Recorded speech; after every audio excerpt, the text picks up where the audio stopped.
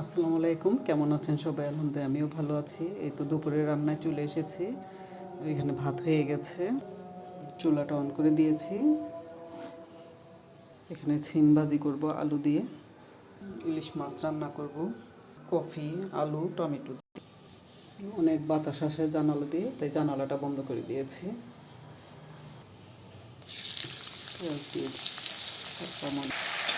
সিম ভাজিটা বসিয়ে দিতে আসলে রেসিপি তো কোনো দরকার নেই, সারাদিন যা করি তাই আর কি।